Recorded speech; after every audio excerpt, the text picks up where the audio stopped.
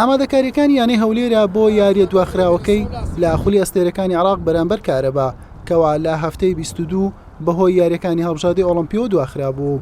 یاریەکە هەینی لە کاتژمێر 6 ئێوارە لەسەر یاریگەی یانەی زەوڕە ئەنجام دەدرێت.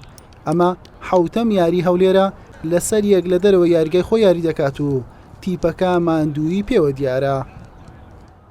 زیکەی ئەو گەمەی بکەین هەفتەمین یاریە لە دەروی مەلعەبی خۆمان.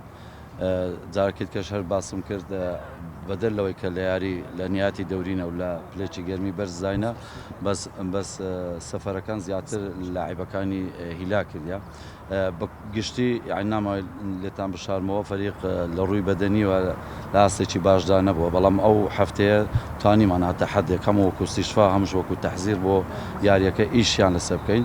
خۆتان دەزانن یعنی ئەو فەریقەی کە وەرمان گرتووە لە ڕووی تەکمیلەی فەریق وەکو ئەساسی وەکو بەدیل لە ئاستێکی باشدا نەبووە تا لاعبی ئەساسیش لێدا ببڕێن هەتا حەدێک یعنی مشکلەمان بۆ دروست بووە بە حکمی ئەو عەزیمەتەوە ئەو ڕوحیەتێک کە هەیتمان دەمانەوێت تەعویزی ئەو غیابی ئەو لاعبانە بکەین و زایدەن ئەو مادیبوونەی کە هەمان بووە. ئێمە وەکو ئەو بەرنامەی کە دامانەوە لەو دوو یاریە کە موەجەلن لەم دوو یاریە کەمترین خاڵ دوو خاڵ هەتا 4 خاڵ ئەگەر بەدەست بینین.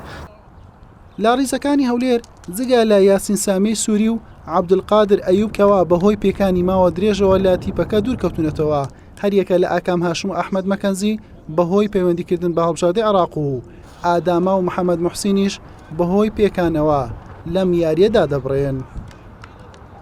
بۆ یاریە ئینشەڵڵا ئامادەکاریی باشمان کردووە، یاریزانەکان هەموو ئامادەین، هیچ پێکانێکمان نییە، بەڵام دوو یاریزانمان لێدا دەبڕێ بۆی هەڵبژاردەی پەیوەندیان کرد بە هەڵبژاردەی عێراق، بەڵام هاوڕێکانمان دەتوانن جێ ئەوانیش پڕ بکەنەوە. لە یاری ڕابردووش ئاستێکی خراپمان پێشکەش نەکرد، بەڵام هەرچەندە بۆی ماندووبوونمان لێرەکانی ڕابردوو لە ماوەی تەقریبەن بۆ هەفتەیە بۆ 10 ڕۆژ ئێمە سێ یاریمان ئەنجامدا بوو، نەمانتوانێت ئاستی خۆمان پێشکەش بکەین. ئینشەڵڵا لەم یاریەدا هەموو هەوڵێک دەدەین بۆی سێ خاڵ یاریەکە بەدەست بێنین.